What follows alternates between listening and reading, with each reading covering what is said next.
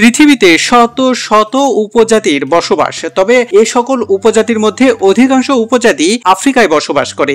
এই আফ্রিকায় যতগুলো উপজাতি রয়েছে তাদের মধ্যে সবচেয়ে হিংস্র এবং অন্য ধারায়, অর্থাৎ এদের জীবনধারা অন্যরকম, সেই উপজাতি সম্পর্কে আপনাদের আজ জানাবো দর্শক। তবে এই ভিডিওটি এই মুহূর্তে যারা দেখছেন বা সাবস্ক্রাইব করেননি তারা অবশ্যই সাবস্ক্রাইব করবেন, বা পরবর্তীতে যারা দেখবেন ভিডিওটি, এবং আপনাদের কোনো মতামত থাকলে বা পরামর্শ থাকলে অবশ্যই কমেন্টস বক্সে জানাবেন।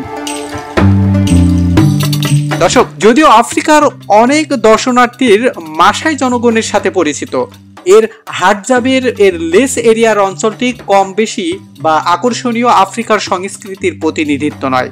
এখনো একই শিকারী সংগ্রহের জীবনধারায় নেতৃত্ব দিচ্ছেন এরা। তাদের লোকেদের বা বাপ দাদারা যা কিছু করে গেছে বা পুরাতন প্রজন্ম নতুন প্রজন্ম সেই ধারায় ধরে রেখেছে তারা।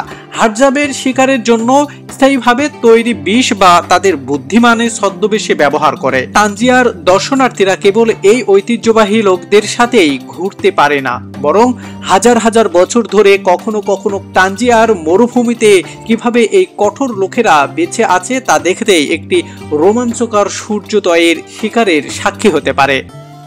আনুমানিক জনসংখ্যায় এই অঞ্চলের 2000-এরও বেশি। হাডজাবে তাদের উপজাতির ইতিহাস সত্য থাকার শেষ উপজাতির মধ্যে জনসমাগম বা বিশ্বায়ন থেকে অনেক দূরে বসবাসীদের অনিবার্যভাবে পর্যটন থেকে অনুসরণ করে তারা সব সময়ের মতোই বিদ্যমান। পুরুষরা সাধারণত শিকার করে এবং তাদের পরিবারকে খাওয়ানোর জন্য বাড়িতে মধু নিয়ে আসে, যখন মহিলা এবং শিশুরা ফল, বেরি এবং শিকল সংগ্রহ করে যা তাদের খাদ্যের পরিপক্ক করে। পুরুষরা বিশেষভাবে পারদর্শী শিকারী এবং তাদের সাহসী এবং উদ্ভাবনী শিকার শৈলীতা দেখার মতন অন্যান্য প্রাণীদের কাছ থেকে সংগ্রহ করা অংশগুলি ব্যবহার করে।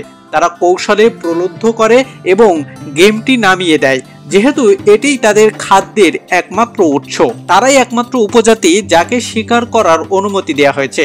হাডজাবের উপজাতিদের লোকেরা ইয়াসি হ্রদের কাছে গুহাগুলিতে বসবাস করে এবং তাদের বিচ্ছিন্নতা এবং সংখ্যা সংকুচিত হওয়ার কারণে তারা HIV মহামারী এবং আন্তঃ উপজাতির বিবাহের কারণে ছড়িয়ে পড়া অন্যান্য রোগগুলি এড়াতে সাহায্য করে।